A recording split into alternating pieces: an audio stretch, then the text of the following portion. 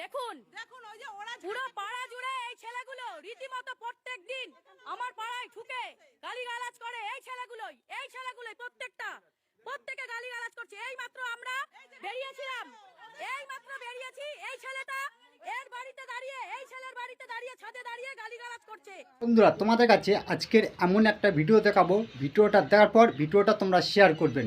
সাইটে দেখা পাচ্ছে তো দিদি ভাইদের ভিডিওটা চলতেছে, তার ভিতরে কিছু অমানুষের বাচ্চা দেখা পাচ্ছ।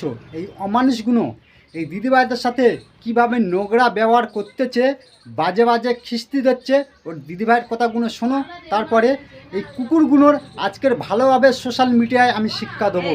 এই কুকুরগুলো কিভাবে অন্য বাড়ির মেয়ের সাথে বাজে ব্যবহার করে। এই কুকুরগুলো অন্য বাড়ির মেয়েকে সম্মান দিতে পারে না কেন? এই কুত্তার বাচ্চাগুলো এত সাহস পেয়ে যাচ্ছে আমাদের পশ্চিমবাংলার ভিতরে। এই কুকুরগুলো পরের বাড়ির মেয়েদের ওপর অত্যাচারটা কেন করে, আজকে তোমাদের কাছে আমরা প্রশ্নগুলো রাখবো। এই দিদিভাইয়ের কথাগুলো শুনুন তোমরা আগে। প্রত্যেক মুহূর্তে আমরা বহিরাগত হলে তুই কে, আমরা বহিরাগত হলে তুই কে, তুই কে। আমাদের মুখের গুলি দেখে রাখুন। এই ছেলেগুলি প্রত্যেক মুহূর্তে এই পাড়ার মধ্যে সেই যে 9 নম্বর ওয়ার্ড দিয়ে এসেছে, 9 নম্বর দিয়ে এসে এই পাড়ায় প্রত্যেক মুহূর্তে বাইক নিয়ে ঘুরবে, গালিগালাজ করবে। 12 নম্বর দিয়ে এসেছে। কেন আসিস, কেন আসিস? ও ভারতে রিপ্লাই দিচ্ছে, তুই দশে দাঁড়ানো, তুই দশে দাঁড়ানো, তুই দশে দাঁড়ানো বলছে না। আমি গালিগালাজ করেছিস।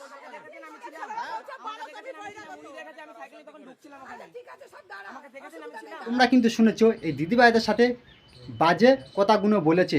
দিদিভাইদের মুখ থেকে তোমরা কিন্তু শুনেছো। তাদের কাছে মেন ঘটনাটা বলতেই তোমরা শোনো। আমাদের পশ্চিমবাংলাটা এখন সে পশ্চিমবাংলা নেই, আগে চাইতে এখন মানুষের অত্যাচারটা বেশি। আর মেয়ে ছেলেদের কিভাবে অত্যাচার করতেছে তোমরা কিন্তু এটা জানো। আর সোশ্যাল মিডিয়ায় আমরা প্রতিবাদ করি বলে অনেকে আমাদের বলে এরা টাকা খেয়েছে, টাকা খেয়ে এরা মিথ্যে খবরগুলো করতেছে, এরা অন্য সাপোর্টের কথা বলতেছে। শোন, আমরা সোশ্যাল মিডিয়ায় ভিডিও করি বা সোশ্যাল মিডিয়ায় ভিডিওগুলো তোমাদের কাছে তুলে ধরি, কিন্তু আমরা আজ তোমাদের কারো কাছে টাকা নিই না। বা কেউ বলতে পারবে না যে এই চ্যানেলের মালিকেরা টাকা খেয়ে আছে।